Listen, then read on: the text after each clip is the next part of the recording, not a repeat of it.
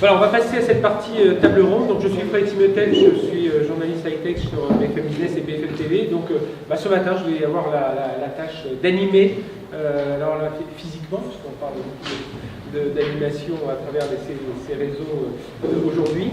Et bon, le but, c'est d'être assez interactif. Donc, on va parler avec nos 4 invités. Alors, il y a un projet que vous connaissez un peu mieux, la CPM Barin, mais on rentrera un peu plus dans les détails, le côté plus opérationnel. On va parler aussi de déploiement dans l'armée de terre, au sein d'Abrico, une société de conseil en recrutement, et puis de l'Institut G9+. Donc on va faire un tour de table, parler un peu du contexte, du déploiement, des usages, du bilan aussi pour chacun d'entre eux, du futur. Et puis surtout, comme ça se veut très interactif, on a 1 heure à peu près ensemble. Je me tournerai régulièrement vers vous. Si vous avez des questions, n'hésitez pas. On essaie vraiment d'être en petit comité, donc ça peut être... Plus on sera interactif, mieux ce sera. Voilà, donc on va démarrer donc, cette table ronde sur le RSE comme levier de la transformation digitale. Alors avec nous, on va démarrer par vous, Enya Namessi, vous êtes responsable communication et qualité de vie au travail chez Dabricourt. On va revenir avec vous sur le contexte. Donc Dabricourt, pour vous présenter, c'est une société de conseil et recrutement pour l'industrie. Vous êtes environ 350 personnes. Vous avez été élu Best Workplace, mais ça c'est important. On verra pourquoi avec votre RSE en 2018. Vous êtes cliente Talkspirit depuis micro. Toujours un technicien. Toujours un ingénieur près de soi pour que ça fonctionne beaucoup mieux. Voilà. Et puis ça me permettra de retrouver, de ne pas perdre ma voix tout au long de cette matinée. Alors, vous animez donc l'animation du réseau social. Alors, plus de 80% des collaborateurs, 350 collaborateurs, plus de 80% sont chez les clients. Et ça, c'est important, parce que ça veut dire que vous ne les voyez pas au quotidien. Et puis, on va voir avec vous, évidemment, les cas d'usage, c'est le partage d'informations, c'est la meilleure circulation d'informations, tout ce dont on va parler ce matin. J'ai rien oublié? C'est parfait. C'est parfait, très bien. On passe à l'armée de terre. Laurent Bastide, bonjour, vous êtes chef de la section. Bonjour. Alors, vous êtes en grade, excusez-moi. Commandant. Donc, chef de la section stratégie pilotage armée de terre et puis s'engager.fr, on va en parler. Donc, vous êtes Talkspirit et donc déployé au sein du service recrutement de l'armée de terre. Alors, vous êtes basé à la Seine, pour la partie direction, sinon, évidemment, on imagine bien tous les bureaux de recrutement à travers la France, recrutement défense armée, c'est les fameux CIRFA. Vous voyez certainement ce sigle de temps en temps dans les villes en région. Recrutement, c'est 15 000 militaires par an. Ouais, c'est ça. Ouais, c'est un challenge. Oui, ça fait beaucoup. Et le projet Talkspirit s'intègre dans la démarche de transformation digitale des armées. Oui, c'est transformation digitale, on l'a suffisamment dit, tous les environnements. C'est 105 CIRFA avec la cellule centrale à Vincennes qui peuvent dialoguer et coopérer. Et on va en parler avec vous. Voilà, la présentation est à peu près claire. C'est parfait, avec 5 échelons régionaux en plus. Et puis on va parler, et puis on parlera de ce contexte, justement, comment vous avez déployé tout ça. Luc Breton, donc Luc Breton est président de l'Institut G9+, qui est un think tank français qui est dans 50 000 professionnels du numérique. Alors c'est plusieurs communautés, c'est beaucoup des écoles d'ingénieurs, de management. Voilà, il y a régulièrement, je ne sais pas combien il y a d'événements à l'année sur le projet. On fait une cinquantaine de conférences par an en France sur le numérique. On est le premier think tank en termes de conférences, de volume de conférences. On édite aussi un certain nombre de white papers, de livres. Ils sont tous à destination du public de manière la plus libre possible. Et donc j'en profite pour passer un message publicitaire. Vous avez au fond de la salle, sur ma droite ou sur votre gauche, toute une série de livres sur le futur du travail. Alors c'est le dernier bouquin qu'on a sorti. Voilà, il est là. Et vous avez le droit de le prendre gratuitement. Voilà, c'est cadeau. Voilà, bien merci déjà. Merci Luc, et puis donc on parlera évidemment du déploiement de ce RSE au sein de l'Institut G9+, puisque vous avez compris, là c'est une organisation très éclatée, puisque c'est un groupement d'écoles, enfin, voilà, et tous les gens sont aussi dans leur vie professionnelle, donc il faut réussir à motiver tout le monde autour de ce réseau. Et puis notre dernière invité, c'est Cédric Jean, qui a pris la parole un petit peu tout à l'heure, donc de la CPM Barin. Je crois qu'on a une bonne description. Oui, voilà, le projet d'enseignement en ligne et en fait la communication a été pilote, donc on a travaillé avec 2 personnes de mon équipe, la direction et l'informatique. Donc on pourra rentrer un peu plus dans le détail autour de ce projet. Alors, je vais démarrer avec vous, si je tous les tours de table démarrer par vous, mais celui-là je vais démarrer avec vous, rassurez-vous. Donc Dabricourt, alors quel rôle joue, dans quel contexte tout ça s'est constitué, 350 collaborateurs, vous êtes dit, bon, allez, c'est parce qu'on a 80% des gens qui sont à l'extérieur, il faut réussir à réunir un peu tout le monde autour d'une plateforme. Donc le réseau social a été créé en 2015 chez Dabricourt. À l'époque, nous étions 70 collaborateurs, donc il y a eu une forte croissance depuis quelques années. Mais c'est vraiment une décision de la direction qui souhaitait placer le collaborateur au centre de la stratégie de la société. Et du coup, voilà, ils ont décidé de mettre en place ce réseau social d'entreprise pour vraiment créer de la proximité avec les consultants sur les sites clients. Donc à l'époque, il y a eu beaucoup moins de clients, beaucoup moins de collaborateurs, mais l'enjeu est toujours le même aujourd'hui. Créer de la proximité, renforcer le sentiment d'appartenance, créer de la cohésion d'équipe au quotidien. C'était la première tentative, parce qu'on commençait en 2015, on parlait déjà depuis un moment des réseaux sociaux d'entreprise ou des groupes de travail. Est-ce que ça a été, cette plateforme-ci, notamment avec Talkspirit, c'était la première tentative? Vous aviez déjà essayé de monter quelque chose? Non, pour Dabricourt, c'était la première tentative. C'est du coup la première société de conseil à avoir lancé cette initiative-là, ce réseau social d'entreprise. Et voilà, c'est vraiment la première plateforme et ça a été un succès dès le début avec plusieurs étapes de progression au fur et à mesure. Bon, on va reparler du déploiement dans un instant. Laure Bastide sur l'armée de terre, j'imagine que pour vous, alors ça fait combien de temps? 4 ans? Quelques mois. Quelques mois, pardon, Ouais, 4 ans, c'est assez récent. C'était plus tôt. Quelques mois. Vous, la difficulté au départ, c'est gérer beaucoup de collaborateurs loin. Alors, ils ne sont pas forcément chez les clients, comme on dit pour Dabricourt, mais c'était gérer ce maillage territorial très important, c'est ça? Oui, en effet, donc on a des centres de recrutement et de la formation un peu dans chaque département, ce qui implique aussi d'ailleurs des départements d'outre-mer. On dit souvent que le soleil ne se couche pas sans recrutement de l'armée de terre, mais c'est très vrai. Voilà, donc effectivement, il s'agissait de réunir un peu tout ça, pouvoir faire parler toutes ces personnes-là à distance, autour d'un même outil. Alors, si vous dites il y a quelques mois, vous avez regardé d'autres... c'était quoi la démarche qui est arrivée à ce déploiement? Est-ce que vous avez fait d'autres tentatives? Voilà, quels ont été les échecs et pourquoi tout d'un coup vous avez dit, tiens, ça c'est la bonne plateforme sur laquelle il peut se lancer? Alors, le premier échec, finalement, c'est celui des outils internes. On se rend compte qu'il manque quelque chose pour développer les projets qu'on veut développer. Voilà, donc on va commencer à regarder les solutions à l'extérieur. Et puis nous, il y a une dimension qui est quand même à laquelle on est assez sensible, tout le monde va s'en douter, c'est la souveraineté, voilà, qui nous a rapidement orienté vers Talkspirit. C'est-à-dire qu'on voulait quelque chose de très français, finalement, hébergé en France. Tout le monde est soucieux de ça aujourd'hui avec les RGPD. Voilà, on voulait une entreprise française avec des données qui restaient en France. Voilà. Donc on s'est très rapidement orienté vers Talkspirit, finalement, qui a pour nous présenté davantage.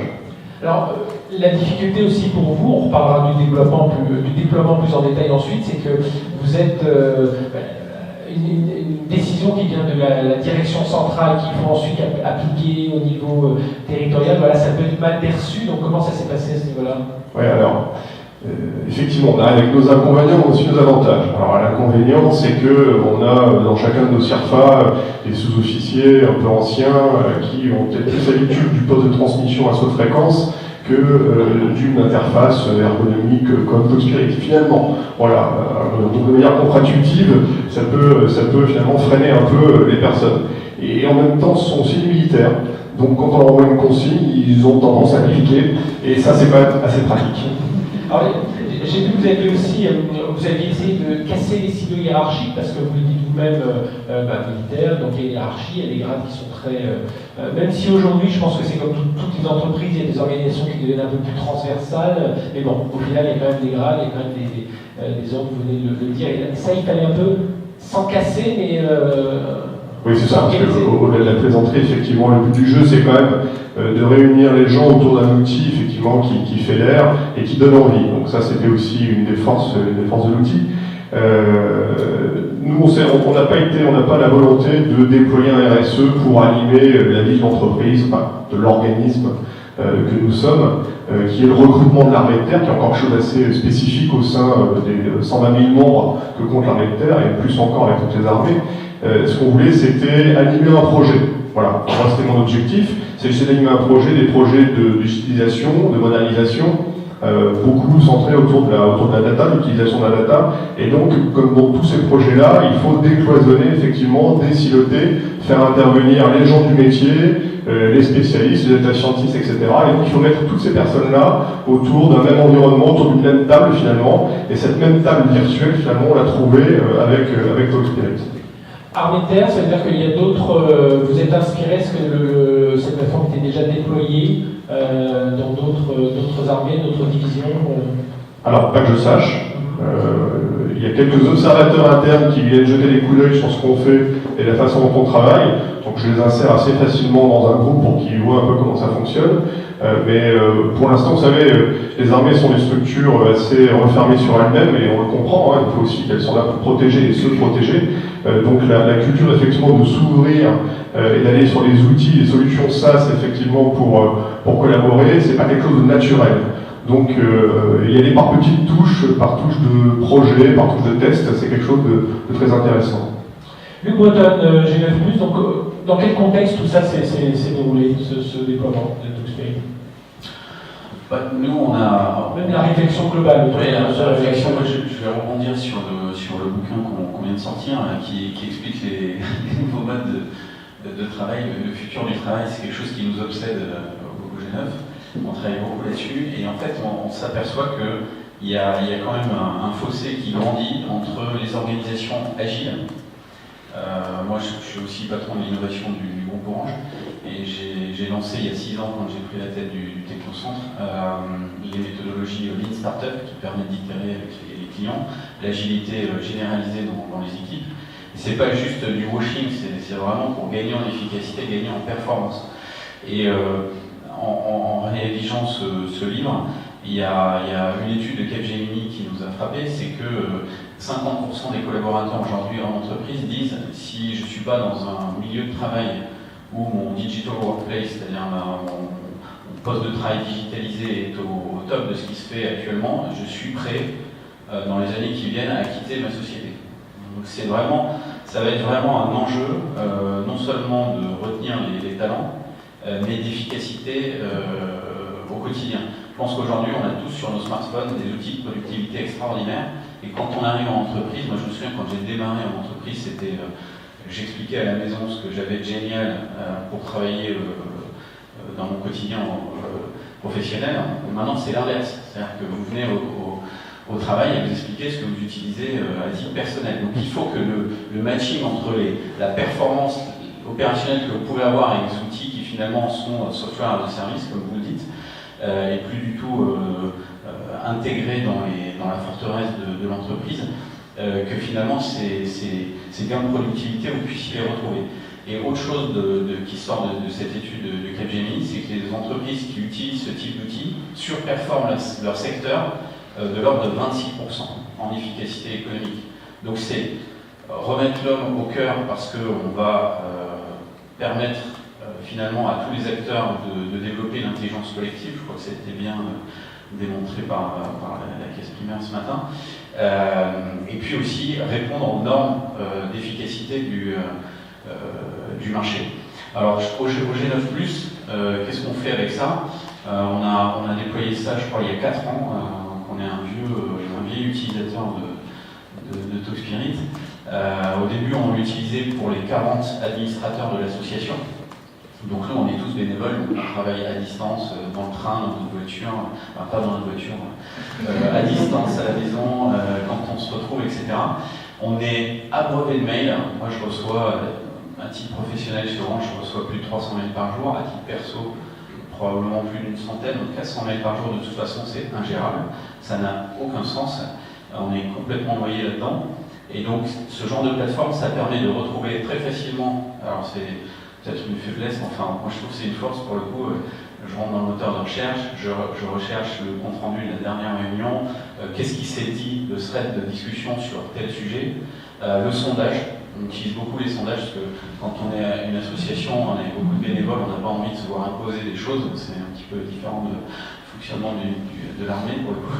Et donc il faut quand même avoir un minimum de consensus, donc les sondages. Et donc ça va très très vite, on retrouve facilement, on se consulte facilement à distance, et on perd moins de temps, et on tue les mails, quoi. Voilà, donc ça c'est quand même très bien.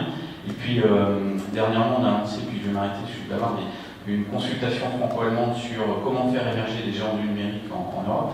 On a fait ça sur la plateforme mail.org. On a interviewé 80 000 Français et Allemands. Et pour faire ça, la première chose dont on avait besoin, c'est de lever de l'argent.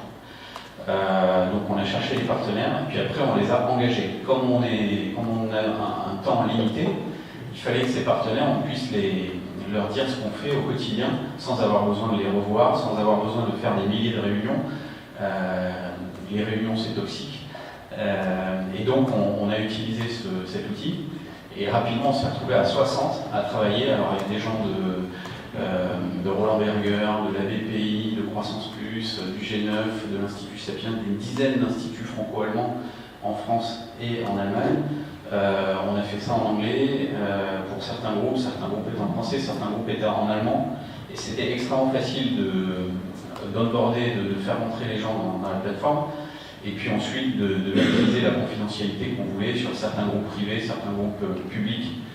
Voilà, je m'arrête là, mais c'était assez simple, et tout le monde finalement, je pense que c'est aussi ce qui a été dit ce matin, on n'a pas eu besoin de manuel d'utilisation, parce que ça c'était mort, personne ne lit les manuels d'utilisation. D'ailleurs, regardez vos enfants, est-ce qu'ils seraient capables d'utiliser oui ou non? Si c'est oui, c'est bon, si c'est non, l'outil n'a aucune chance en fait, de fonctionner.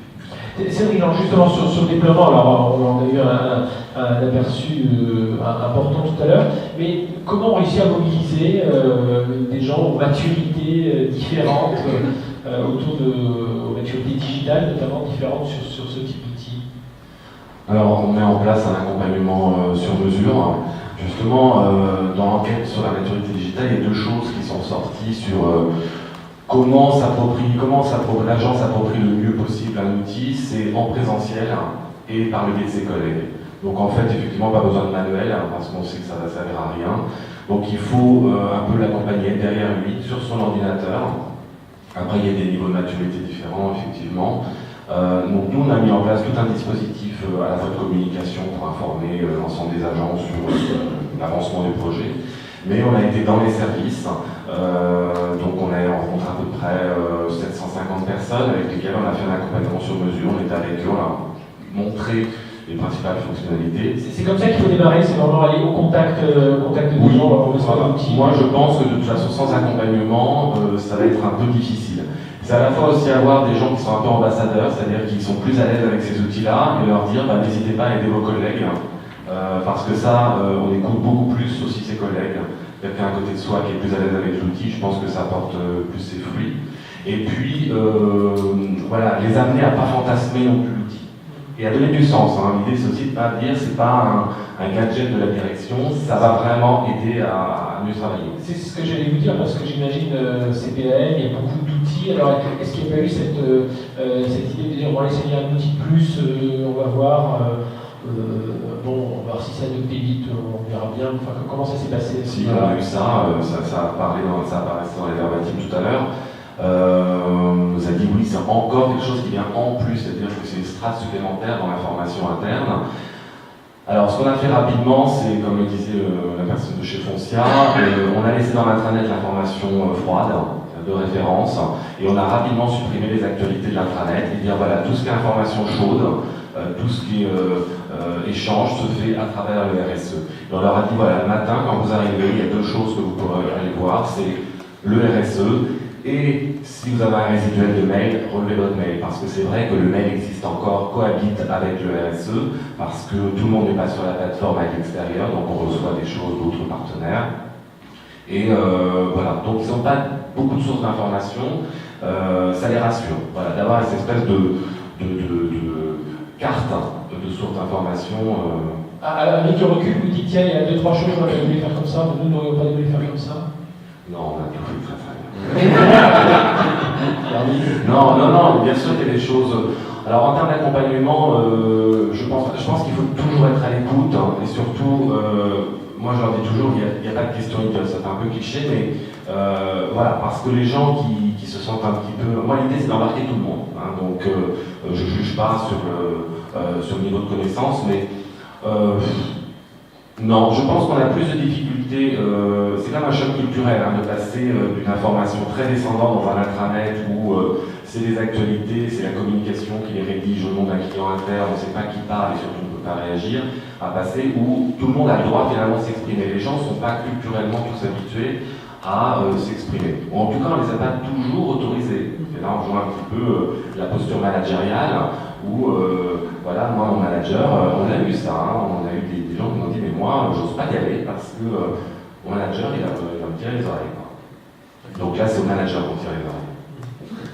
Et là aussi, chez Labrécourt, comment vous avez, alors une fois que le choix de Xperi notamment a été effectué, même question, est-ce que vous avez vu, tiens, il y a des choses, on n'aurait pas dû les faire comme ça, mais surtout, comment faire pour passer la première étape, parce que j'imagine, on le disait tout à l'heure, 80% de vos collaborateurs sont chez les clients, ils font du conseil en service, en recrutement, ils vont dire, moi mon objectif c'est mes clients, cette partie-là, je vous la vois un peu, je la ferai peut-être vendredi soir si j'ai le temps. C'était un état d'esprit un peu au début Non, je pense pas, parce que notre population est assez jeune, donc assez connectée du coup.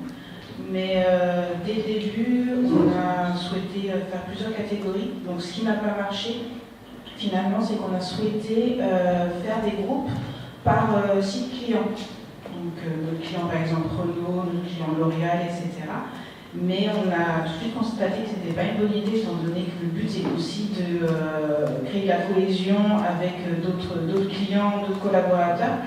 Donc on a réfléchi à une autre stratégie, et c'était au même moment où le réseau social s'est restructuré, je pense il y a 2 ans, et on a créé des groupes par thème.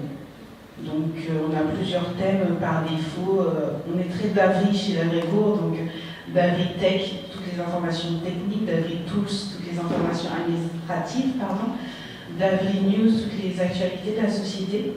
Et après, ce sont plus des groupes par thème sportif, donc d'Avri Sport, d'Avri Zik. C'est plus par communauté, voilà, vous avez cherché à développer tout ça. Oui, tout à fait, et aussi par métier. Donc on a un petit groupe à la communication, un groupe sur nos fonctions de support, et voilà. Et par région aussi, étant donné qu'on a 5 agences, c'est des groupes par région. Qui est-ce qui a porté le projet au début, vous étiez plus petit qu'aujourd'hui, là vous êtes 70 à l'époque et là plus de 350 aujourd'hui. Au départ, qui est-ce qui a vraiment poussé ce projet-là? C'est venu de la DRH, de la partie com, de la partie DG? Donc du coup à l'époque c'était en mars 2015, il n'y avait pas de com chez Labrécourt, il n'y avait que le dirigeant. Les 2 dirigeants et plus quelques 2 RH et 2 commerciaux. Donc ce sont vraiment les 2 dirigeants qui ont porté le projet jusqu'à mon arrivée 6 mois après. Et aujourd'hui, les dirigeants continuent évidemment, ça fait partie de leur axe. Oui, ils portent vraiment le projet jusqu'au bout. C'est dans l'identité de Labrécourt, dès qu'une personne arrive, on parle du réseau social d'entreprise parce que c'est là que se fait toute la communication et la cohésion avec les collaborateurs. Et ça apparaît, est-ce que ça, dans les indicateurs, je sais pas comment se déroulent vos entretiens de fin d'année, mais est-ce qu'il y a des indicateurs qui apparaissent sur l'activité qu'un collaborateur a pu avoir sur le réseau social, ou alors on laisse ça... Du collaborateur, non. Après, on fait des enquêtes, donc une enquête annuelle donc c'est plus général. Mais sinon, vraiment pour filtrer, pour minimiser le nombre d'utilisateurs sur la plateforme, on regarde quand même mensuellement le nombre de collaborateurs et leur taux de connexion, etc. Et ça peut leur... S'ils sont pas assez présents, ça peut leur être reproché? C'est pas reproché, non, mais on le mentionne. Alors on conseille de l'utiliser davantage. Tout à fait. Laurent Bastide, vous, dans le déploiement, donc vous l'avez dit, cette maturité digitale, cette façon de travailler différente entre les différentes populations qui ont eu des historiques, des parcours différents, parce que c'est vrai que l'Arnaud ne dit pas assez, mais on n'a pas forcément une trajectoire rectiligne. Voilà, on peut faire plusieurs métiers, plusieurs formations. Voilà. Il y a beaucoup de choses qui se font dans le domaine. C'était quoi? Enfin, vous êtes en cours de déploiement. Qu'est-ce qui quelles sont pour vous les bonnes pratiques à retenir là, déjà dans ce que vous avez déployé, et puis les obstacles que vous avez contournés? Alors, on n'a pas rencontré d'obstacles majeurs pour l'instant. Enfin, je pourrais peut-être en parler après parce que pour le moment, on bracole un petit peu. Enfin, c'est-à-dire qu'on a utilisé la solution, mais elle n'est pas officiellement inscrite dans le SI du ministère. Voilà. Donc le jour où on voudra faire ça, là, les choses sérieuses vont vraiment commencer. On a commencé un petit peu à en parler avec Cloudspirit. Effectivement, il y a tout un tas de procédures d'homologation, etc. Voilà. Mais c'est tout à fait envisageable. Donc ça, c'est des obstacles qui viendront plus tard finalement et qui seront, je l'espère, franchissables. Voilà. Ce en quoi on a cru, c'est l'utilité. Voilà. Donc en fait, on a été guidé par l'utilité et par la capacité du réseau finalement à apporter de la valeur par rapport à ce qu'on faisait. C'est-à-dire qu'on l'a utilisé dans un mode projet pour animer les équipes réunies autour d'un projet parce que la structure de communication hiérarchique classique ne pouvait pas fonctionner dans le cadre de ce projet-là. Donc on s'est dit, utilisons ce réseau, il va faire la preuve finalement qu'il va nous apporter ce qu'on souhaite. Voilà. Et c'est comme ça qu'on a fédéré. C'est comme ça que j'ai fédéré sur certains projets, parce que effectivement ça permettait d'échanger de manière plus libre, sans passer par la lourdeur justement du process habituel, et de mettre ensemble des gens qui n'ont pas l'habitude de se parler. Voilà. Et finalement, le fait d'être guidé par l'utilité, je crois, a fait sa preuve. Cédric Jean, est-ce que ça veut dire qu'il faut parfois, entre guillemets, forcer les gens à aller vers, couper un peu les autres canaux de communication, sur le projet qu'on suit, mais couper un peu les autres canaux de communication et dire maintenant, si tu veux faire ça, c'est sur... Oui, c'est plutôt dans le sens de les aiguiller en fait vers le bon canal forceux. Non, pas du tout. Enfin, je trouve que ça n'a aucun intérêt. De toute façon, ils n'iraient pas, ceux qui ne veulent pas y aller n'y vont pas. Leur dire simplement qu'il y a des informations dont ils ont besoin et qu'elles se trouvent sur le RSE. Et voilà, c'est dommage qu'ils s'en privent. Donc non, il n'y a pas du tout. Après, ce que je disais, on en discute souvent avec Sylvie, c'est vrai que tout le monde ne collabore pas de toute façon. Tout le monde n'a pas quelque chose à dire. L'idée, c'est qu'ils y aillent, en tout cas, qu'ils consultent l'information qui peut les concerner. Là, on est vraiment sur le décloisonnement. Moi, ce qui m'intéresse, c'est de dire, on avait discuté avec Philippe Pinault, c'est vrai que c'est de dire, vous détenez une information utile pour l'organisme, partagez-la. Vous n'êtes plus propriétaire de l'information, elle appartient à l'ensemble. Ça, c'est vraiment un défi aussi, puisque les gens ont du mal à prendre conscience de ça. C'est-à-dire qu'une information peut être utile à un autre secteur d'activité. Quand nous, il y a eu un problème avec, je ne sais pas, un professionnel de santé, je leur dis partagez-le dans le groupe à tous nos publics, parce que ça peut intéresser la plateforme téléphonique ou l'accueil de savoir qu'il y a un litige avec tel ou tel professionnel. Chez vous, Laurent Bassi, justement, sur ce sujet-là, ça a été ce partage d'informations. Alors oui, Hervé a été partagé, mais on imagine il y a certaines informations, on dit que celle-là, elle doit plus rester confinée, pourtant elle pourrait servir aux autres. Comment ça se passe dans ce cas-là? Alors, bon, de toute façon, il y a plusieurs niveaux de classification de l'information. Donc, en gros, tout ce qui est classifié n'a pas vocation pour l'instant à être sur le réseau. Voilà, on comprend. Donc, les gens parlent de manière assez libre. Le but, effectivement, c'est comme monsieur vient d'en témoigner, c'est-à-dire que c'est de se dire, voilà, ce que j'ai à dire, la remarque que j'ai à faire, potentiellement, elle peut intéresser tout le monde. Voilà. Elle peut intéresser tout le monde et commencer à dire que je rencontre un problème, eh bien, que le développeur qui, en bout de chaîne, effectivement, sera peut-être amené à le résoudre, c'est déjà aussi le préparer à penser à une solution, à un développement qui sera capable de régler ce problème-là. Voilà, même si l'ordre n'est pas encore tombé et que la demande n'a pas encore été formulée. En gros, ça met une communauté de problèmes et de résolutions ensemble, et ça permet effectivement de gagner en rapidité. Voilà, ça préalerte les gens, ça les informe, ça évite aussi les répétitions. Je n'ai pas besoin de dire quelque chose parce que ça a déjà été demandé, ou de faire une remarque parce qu'elle a déjà été faite. Voilà, donc en fait, c'est aussi ça qui nous épargne des tonnes de mails inutiles où les gens se renvoient la même information en boucle à longueur de temps. Voilà. Ce qui est intéressant, c'est quand il y a un nouvel arrivant qui intègre la communauté, on n'a pas besoin de lui renvoyer toute une armada d'informations qui peut se débrouiller à découvrir finalement ce dont il a besoin pour se sentir à l'aise dans son arrivée.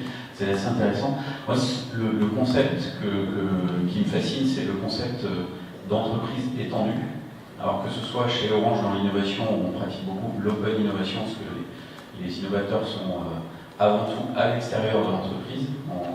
On a quitté depuis très longtemps l'arrogance de croire qu'on peut tout faire par nous-mêmes. Ça, je pense que c'est définitivement terminé chez Orange. Au G9, de la même manière, la plupart des partenaires ne sont pas dans le board. Et donc cette capacité de manière extrêmement souple à intégrer les personnes de l'extérieur, leur donner le bon niveau d'habilitation à l'information, les intégrer sur les bons projets, pouvoir avoir un début et une fin, finalement la généralisation du mode projet en mode agile, et se gère parfaitement avec ce type de... Concrètement, c'est quoi les 3 fonctions qui marchent bien aujourd'hui avec G9+? Nous, on utilise cette plateforme pour faire toutes nos conférences, pour organiser toutes nos conférences, tous nos cycles, toutes nos rédactions, les sondages, j'en ai parlé. Donc c'est vraiment toute la vie au quotidien, et on a même avec le chat et les systèmes de visio, finalement toute la communication pour faire nos réunions. Donc on a quasiment tué à 100% toutes les mailing lists qu'on avait précédemment qui venaient nous polluer littéralement la vie. Enfin, c'était infernal à gérer. Tout le monde répond à tout le monde. Enfin, c'est l'enfer. Donc ça c'est définitivement terminé chez nous. Voilà, et chez Orange, sur des projets d'innovation qui sont par nature éphémères, qui ont quelques mois de durée de vie, c'est extrêmement efficace. On ne se demande pas si on a coupé les liens de sécurité, ça suit la logique du projet. On peut adjoindre aussi des outils extérieurs. Donc il y a tout un set d'API. Moi, ce que j'aime bien, au-delà du concept de l'entreprise étendue, c'est le concept de dire, finalement, quand je suis sur mon browser, sur mon navigateur Internet, c'est quand même vachement cool si j'ai qu'une seule interface pour gérer toutes mes interactions, que ce soit vers l'extérieur, Twitter, Facebook, LinkedIn et autres, ou que ce soit à l'intérieur avec un logiciel de service après-vente, un logiciel de CRM pour aller voir ses clients, un logiciel de chat interne, etc. Et donc, ce que fait Talksperience, finalement, il y a les bonnes API qui permettent de connecter les outils de l'extérieur, les modules qui vont être utiles. Et il y a aussi un autre module dont je n'ai pas parlé, mais qui va être extrêmement efficace dans les mois qui viennent. Enfin, nous, chez Orange, on en est partout. C'est l'automatisation par les bots. Des bots vocaux, des bots textuels. Et alors ça, c'est totalement killer. C'est-à-dire que vous concentrez sur la partie humaine, mais tout ce qui est à faible valeur ajoutée, vous pouvez complètement l'automatiser. Nous, on a fait par exemple un bot pour l'assurance vieillesse. Première semaine d'utilisation, 1 million de requêtes. Donc c'est des personnels c'est des publics qui a priori ne sont pas technophiles. Et donc vous branchez ça sur une interface comme Talksperience et vous vous concentrez uniquement sur ce qui n'est pas automatisable. Donc vous pouvez gérer le handover entre la partie automatisée et l'humain.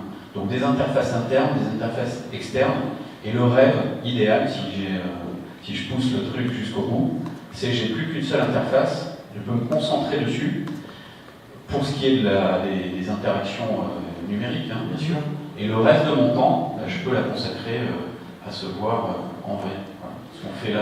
C'est ce que vous avez vendu, c'est les gens à la CPM, justement, au manager, c'est leur dire, voilà, grâce à cet outil, vous n'êtes plus une courroie de transmission parce que tout le monde connaît l'info, du coup, vous pouvez vous consacrer davantage à vos équipes, c'est un peu comme ça qu'on peut leur présenter la chose. Oui, c'est ça, et puis leur dire que ça ne déshumanise pas la relation de RSE, c'est un outil dans la boîte à outils du manager, ça n'empêche pas de se voir en présentiel quand c'est nécessaire. Nous, on a essayé de les rassurer par ce biais-là, c'est vrai. Mais il n'y a pas eu L'idée, c'est pas de replacer, que le manager ait une ascendance sur son équipe, c'est qu'il soit simplement un facilitateur. Et je pense que c'est un outil de facilitation des échanges. Et vous avez des indicateurs aujourd'hui qui vous permettent de voir un peu qui utilise, comment il utilise, si ça a été plus performant, on parlait tout à l'heure plus de 26% dans certains comme Gemini. C'est grâce à ça, on a été plus rapide. Alors, on ne va pas aussi loin, c'est vrai que c'est plutôt pour l'instant, on est un peu en phase d'appropriation quand même, donc c'est plutôt les indicateurs qu'on présentait tout à l'heure, donc d'usage, de voir un petit peu est-ce que les gens adhèrent, quelles sont les difficultés qui les freinent encore. Mais c'est vrai qu'on a catégorisé le RSE par groupe, par typologie on a fait une typologie de groupe. Alors, il y a des groupes ouverts à tout le monde, plutôt des fils d'actualité sur certaines thématiques, avec un fil en direct pour tout le monde. Après, il y a des groupes projets qui fonctionnent bien. Il y a des groupes de services qui fonctionnent bien aussi. Après, ce que j'explique aussi aux managers, des fois, il y a des groupes, il ne faut pas se mentir, dans certains services, la communauté RSE ne fonctionne pas bien. Mais ce n'est pas l'outil qui va déclencher une communication. C'est quelque part, il y a peut-être un autre problème de communication au sein d'une équipe. Une équipe qui ne veut pas se parler, elle ne va pas se parler. Donc la communication au sein d'une équipe, ça ne se décrète pas, et c'est pas parce qu'on met en place le RSE. Alors, par contre, on l'a expliqué, ça peut être un levier, c'est-à-dire que s'ils enclenchent la communication au sein de leur équipe, le RSE peut aider. Ça veut dire l'importance de la RH aussi, enfin des RH autour de ces outils? Pas particulièrement, mais pour des grands départements qui ont plusieurs entités, effectivement, la RH en fait partie, l'informatique, c'est vrai qu'on leur présente un peu les avantages. C'est plus simple dans une équipe un peu plus restreinte. On leur montre un peu les bénéfices et surtout on les accompagne là encore. On essaie de pas les. On leur dit surtout revenez vers nous si vous avez des difficultés. On va beaucoup faire des présentations dans les services aussi, lors des réunions de services. On libère beaucoup la parole.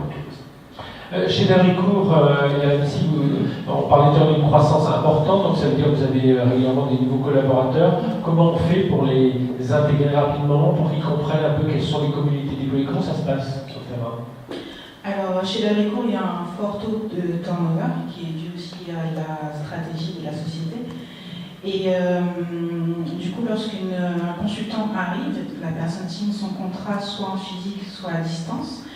Mais on a des pilotes, donc sur Paris c'est la communication, mais sur nos autres agences, donc nos 5 autres agences, ce sont des pilotes RH qui, dès la signature du contrat, appellent la personne ou expliquent le réseau social d'entreprise dans la stratégie de communication de la société. Donc c'est un temps où on passe avec cette personne-là, on l'enregistre, etc. Elle voit directement les notifications, c'est important aussi de leur expliquer comment ça fonctionne. Et voilà, on explique la plateforme, après on les prend en photo, si on a une photo, et on les présente sur le réseau social d'entreprise. Donc dès leur arrivée au bureau le lundi matin, tout le monde a déjà un peu félicité la nouvelle personne, et ça permet un premier contact sur le réseau social. Et quels problèmes pour vous ont été résolus là au quotidien par cet outil? Pour l'équipe, pour les fonctions support, RH, communicants, DRH et dirigeants, managers, ça nous a permis d'humaniser, on va dire, la plateforme permet d'humaniser nos consultants finalement, puisque grâce à la photo, on les voit, on peut mettre un nom sur un visage, et nos rapports finalement sont beaucoup plus faciles, et plus instantanés, grâce au chat, grâce aux communautés aussi. Et voilà, c'est vraiment plus facile de communiquer avec nos consultants sur les sites. Ils vous font beaucoup de remontées, parce qu'on disait tout à l'heure, Louis Breton le disait aujourd'hui, avant d'arriver, on dit regardez ce que je fais de merveilleux, on arrive chez soi, on dit regardez ce que j'ai fait de merveilleux dans mon entreprise aujourd'hui avec la tech. Aujourd'hui c'est plutôt le contraire. On a évidemment des réseaux sociaux très, très célèbres. Est-ce qu'ils arrivent avec des idées en disant tiens, j'ai vu ça sur telle plateforme Facebook, enfin sur toutes ces plateformes-là, et que ça serait pas mal d'avoir tel type de fonction? Est-ce que ça c'est des remontées que vous commencez à voir? Chez Daricourt, on n'a pas de remontée concernant l'outil ou les fonctionnalités, mais plus des idées par rapport à des communautés. Donc on nous envoie un mail pour nous dire ça serait bien d'avoir un petit groupe de tel voilà.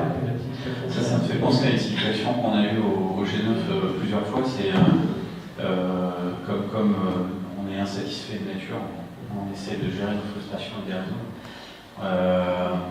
Il y avait toujours des besoins d'évolution de fonctionnalités qu'on n'avait pas, en particulier il y a 4 ans sur la plateforme. Et donc, ce qui a été marrant, c'est à partir d'un moment, il est apparu sur la plateforme un chat, mais avec les gens de Talkspirit. Donc, on pouvait leur dire, tiens, ça c'est, il y a tel truc qui nous manque, il y a tel truc qui nous agace, est-ce que vous ne pourriez pas faire quelque chose? Et directement, par chat, avec une vraie personne, pour le coup, c'était pas un robot.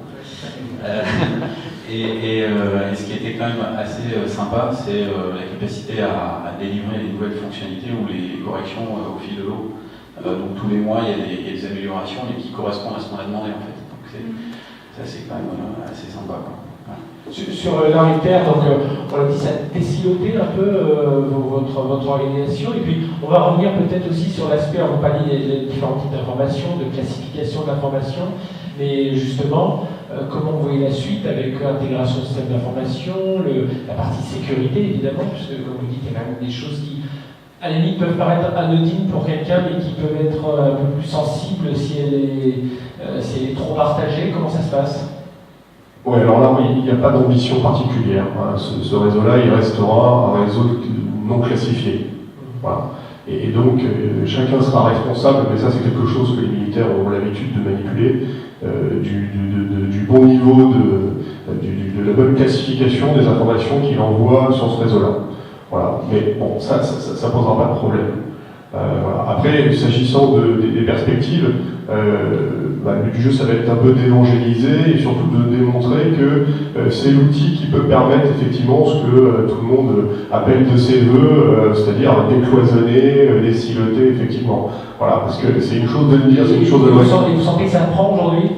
Oui, bien sûr, parce que justement, il y a cette démonstration par la preuve. C'est, regardez, on a travaillé de cette manière-là sur ce projet-là, et il y a eu un gain. Voilà, parce que sinon, tout le monde l'appelle, vous savez, c'est ce fameux dessin avec des deux hommes qui tirent une charrette à bras avec des roues carrées, et c'est l'autre qui brandit la roue en disant, et l'autre lui disant, on n'a pas le temps. Voilà, et c'est exactement ça. C'est-à-dire que personne n'a le temps de faire un test, personne n'a le temps, effectivement, d'essayer de trouver une réponse à son besoin. Voilà, donc le but du jeu, ça va être de montrer que ça a été fait et que ça marche.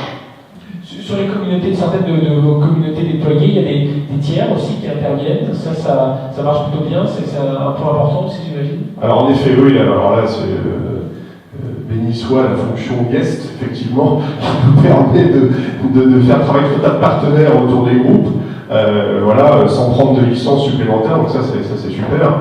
En effet, un des principaux avantages, c'est de pouvoir inviter tous nos partenaires extérieurs, donc les entreprises de services numériques, les entreprises médias, enfin on fait beaucoup de marketing, hein, toutes les campagnes que vous voyez sur la Twitter, écoutez, c'est conduit aussi au niveau de la sous-direction recrutement.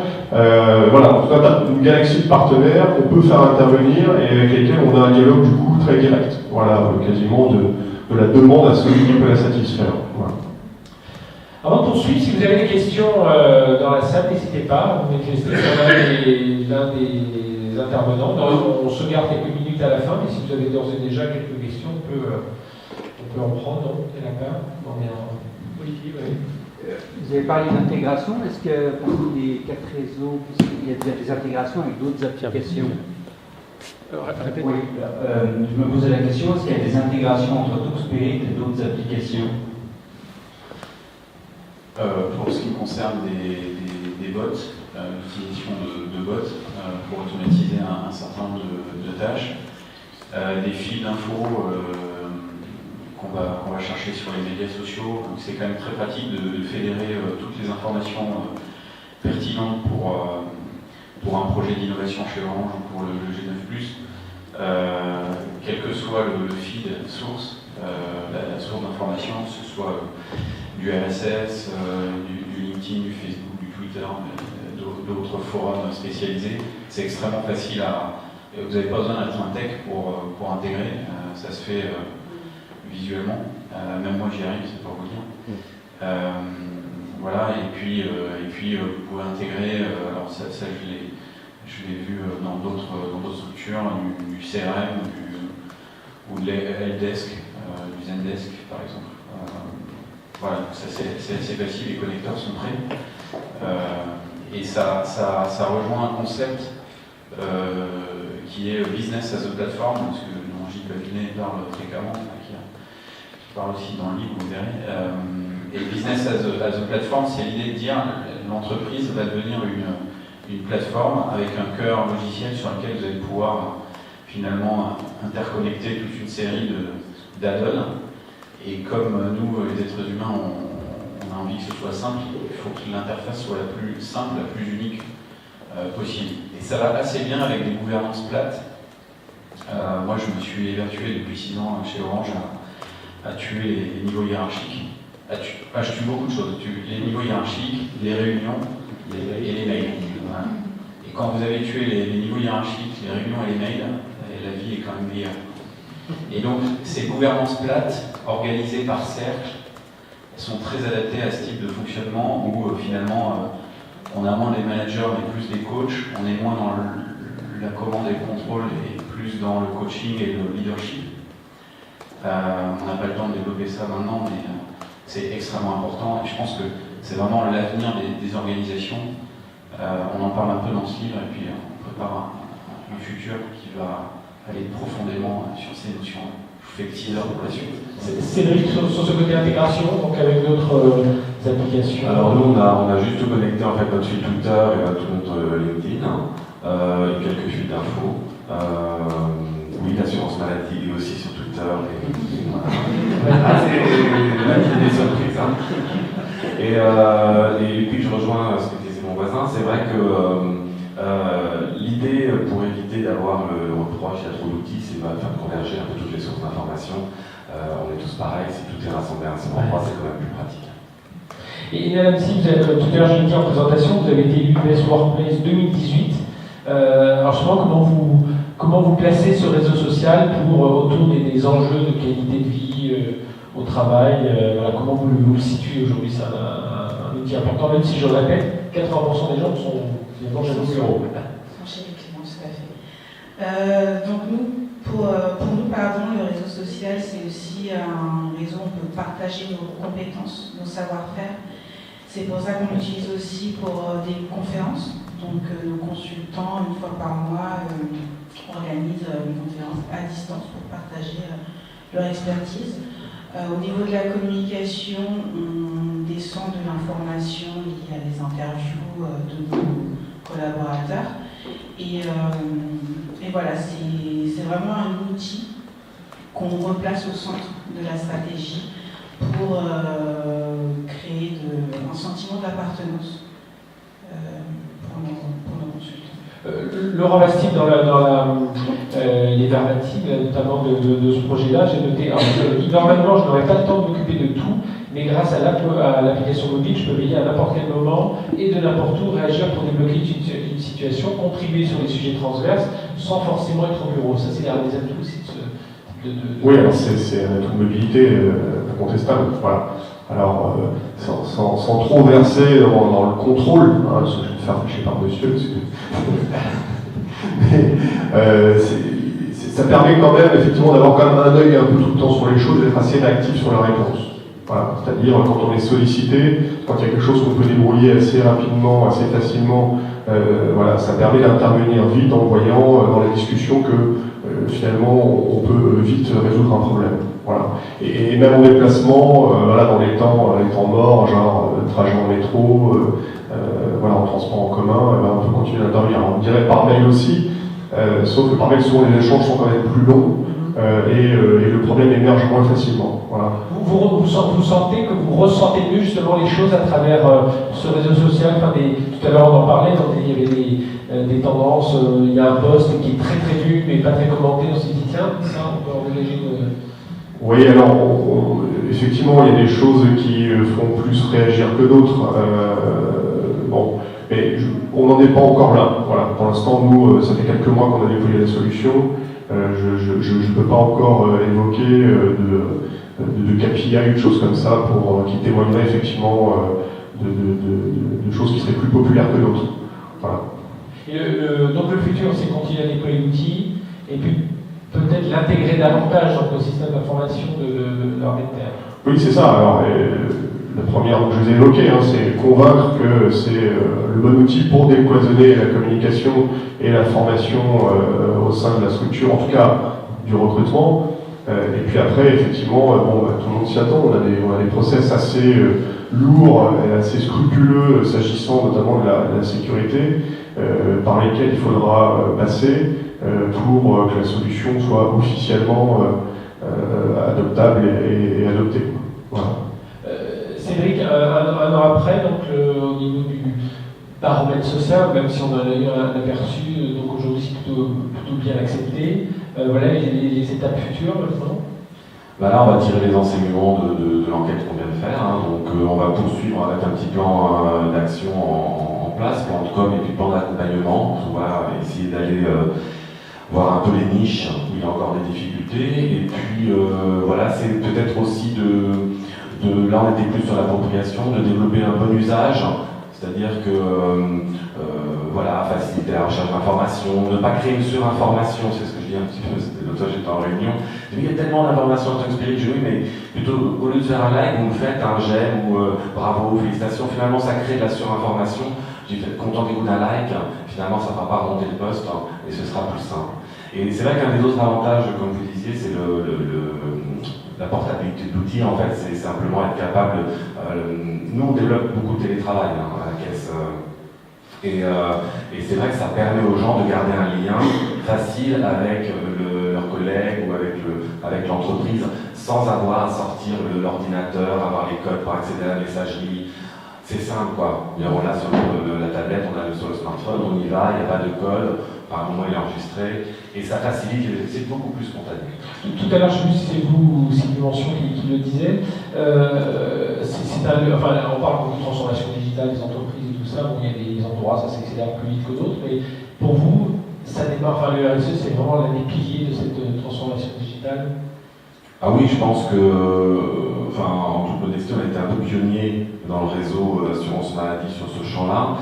Et je pense que la graine a été semée, c'est-à-dire que je pense que peu importe l'outil, mais là maintenant les réflexes d'utilisation de RSE commencent à prendre, c'est-à-dire que quand je vois que 70% ne reviendraient plus en arrière, je vois mal revenir avec un intranet de grand-papa avec juste une rubrique d'actualité.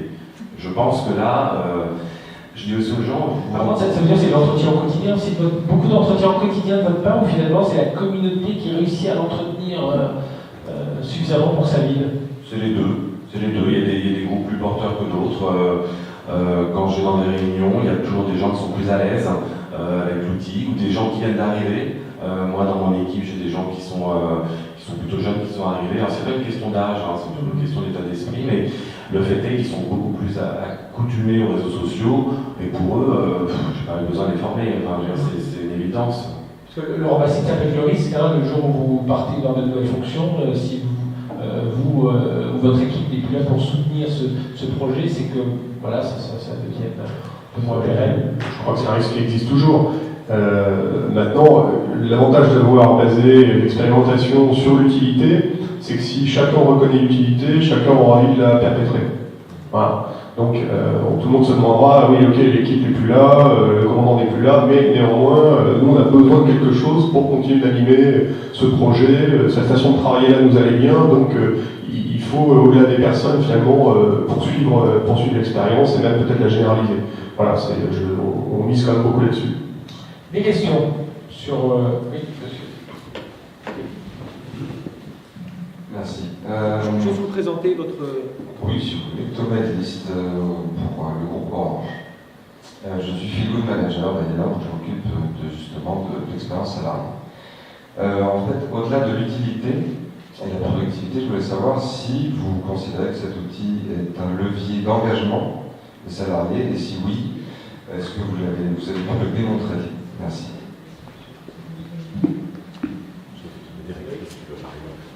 Oui, juste parce que je pense que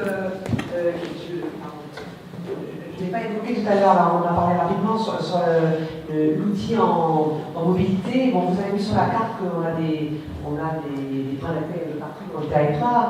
Donc on a une équipe d'accueil forcément itinérante. Le dimanche soir, quand il y en a un qui doit je ne sais pas, aller à Sarre-Union dans le nord-ouest du département puis qui est malade, puisqu'il a l'outil en mobilité, il va tout de suite se mettre en contact avec ses collègues, il va leur dire moi demain matin je ne peux pas être à Sarre-Union. Et ils vont s'organiser pour tenir la permanence du lendemain matin. Donc ça c'est vraiment, pour répondre à votre question, c'est à la fois la mobilité, c'est certes le moyen d'être informé, etc. Moi-même, ça me permet de voir un peu comment les choses se passent quand je ne suis pas là, mais c'est surtout, ça permet aux salariés d'être acteurs.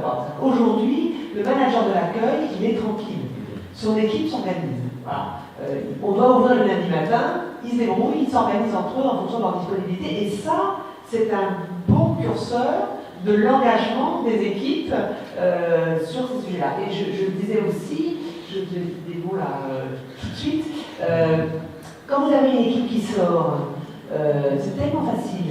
Ils prennent une photo, crac, ils la postent, ils expliquent ce qu'ils ont fait, combien de gens ils ont vu.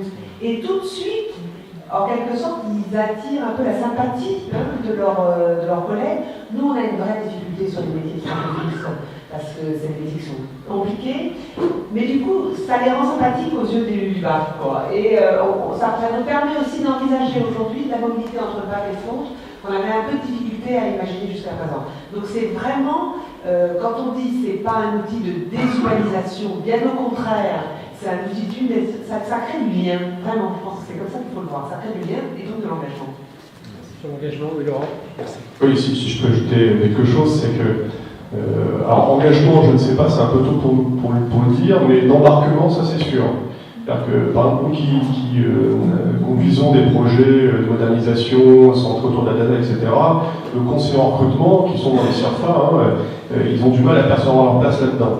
Et ils se disent, qu'est-ce que c'est que ce truc, on va mettre de l'intelligence artificielle, des algorithmes, etc. Bon, ok, on a compris, ils vont nous dégager, en gros.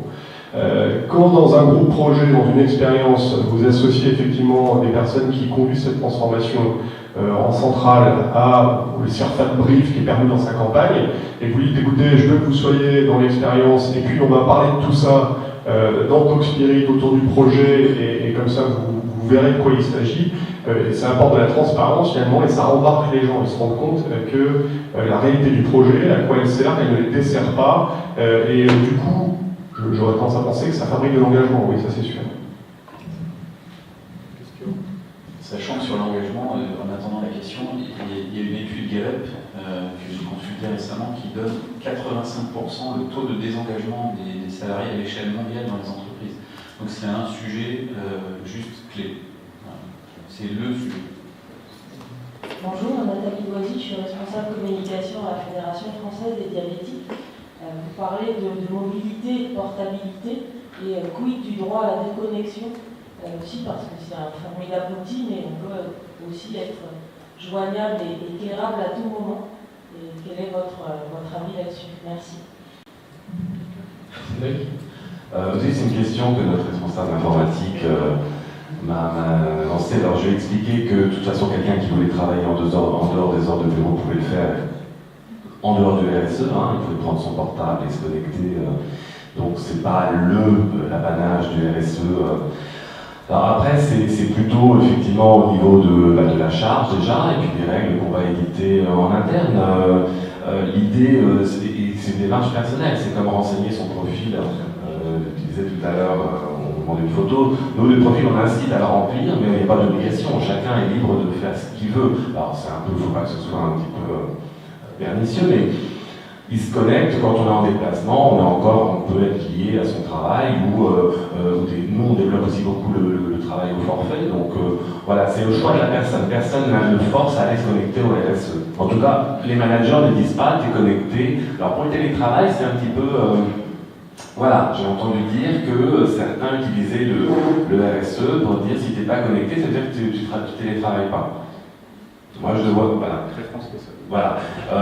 Moi je vois plus comme un lien, de dire voilà, écoute, sois connecté, au moins on reste en contact, et comme ça s'il y a un souci, c'est plus pratique, c'est plus rapide que le téléphone. Mais ça fait encore partie du périmètre managérial où ils ont du mal à lâcher. Voilà, qu'est-ce qui va se passer si je fais confiance? Et là, chez vous, chez Daricourt? Non, je suis d'accord. Nous, chez Daricourt, on force personne, bien sûr, à se connecter sur la plateforme. Après, on les sensibilise aussi sur la partie notification. Donc, voilà, au moins les OT. Maintenant, il y a beaucoup plus de fonctionnalités chez Talk Spirit pour ça. Et voilà, donc tout le monde est libre, tout le monde est libre de se connecter ou pas, mais même si j'y vais, on va dire, le week-end, un dimanche soir, je vois personne me connecter, ou très peu, mais en tout cas, voilà. Et ça reste un choix. Moi, à titre personnel, je n'y vais pas le week-end. J'ai désactivé les notifications sur ma tablette. Si je ne veux pas y aller, j'y vais pas. Bon, le lundi, des fois, j'ai toute confiance, mais voilà. Et si je sais qu'il y a une urgence, on contactera, on m'appelle. Mais voilà, c'est au choix de la personne. Il peut aussi moduler ses notifs, donc c'est... Voilà. Un mot aussi, c'est vrai que les organisations syndicales, tout ça, comment elles ont vu l'apparition de cet outil-là, elles ont vu ça comme un bypass par rapport entre eux, enfin, comment ça a été perçu? Il n'y a pas eu de réaction négative, on leur envoie un groupe. En fait, ils avaient déjà un espace d'expression sur l'intranet, donc on a fait l'équivalent sur TalkSpirit.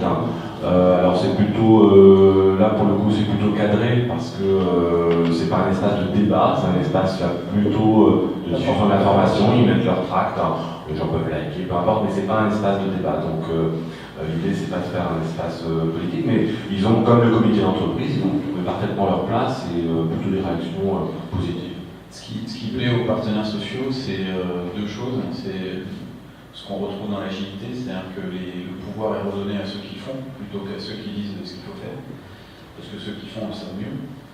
La première chose, et puis la deuxième chose, c'est la transparence. Je pense qu'on va vers une manière d'engager plus, c'est d'accroître le niveau de transparence dans l'organisation. Donc ça c'est typiquement l'apanage aussi des fonctionnements assez plats, c'est de partager l'information au même niveau entre un maximum d'acteurs du projet. Et donc ça, c'est quand même positif. C'est pareil, c'est des choses qu'on crante et on revient en général jamais en arrière. Et ce qui est important, je précise juste, vous en parliez tout à l'heure, mais c'est d'incarner effectivement la parole. Et c'est très intéressant d'un point de vue communication pour ceux qui font de la com. Je ne sais plus qui me posait la question tout à l'heure, mais quel est le rôle de la communication dans un système comme ça? Finalement, ce sont les gens eux-mêmes qui prennent la parole. Nous, on est un petit peu en coulisses, on continue à les conseiller, mais c'est intéressant de voir que ce soit la personne qui porte le projet qui parle, voilà, sans filtre. Et du coup, ça les expose, ça les responsabilise aussi beaucoup, c'est-à-dire qu'on avait des personnes qui prenaient la parole et qui avaient l'habitude de nous donner très peu d'informations. Là, s'ils donnent très peu d'informations, ils vont avoir beaucoup de questions en commentaire, donc ça les oblige un petit peu à avoir une information structurée, compréhensible, à faire preuve d'empathie. Un dernier mot. Oui, alors je vais prendre le problème de la déconnexion par un autre bout. Le militaire, il est disponible en tout temps, tout lieu. Enfin, c'est un rêve de DRH, on peut l'appeler n'importe comment, on a le droit. Voilà. Pour autant, on ne s'attend qu'à ce que les gens travaillent et réagissent sur la plateforme effectivement que pendant leur heure de travail. Si jamais ils le font en dehors, c'est vraiment parce que ça leur fait envie, qu'ils en trouvent une utilité. Voilà. Moi, je réagis dessus parce que simplement, ça m'est utile. Voilà, des choses que je traite parfois le soir, effectivement, en étant un peu mort. Et je n'attends pas que les autres qui fassent différemment de ça. Voilà. Très bien, mais il nous reste à vous remercier tous les quatre. Évidemment, on pourra encore poser des questions, il y aura la cocktail tout à l'heure. Voilà, je vous invite à regagner la place, et puis je vais laisser la parole à Philippe Guillaume pour poursuivre, clore cette matinée, puis peut-être un premier retour sur ces catégories.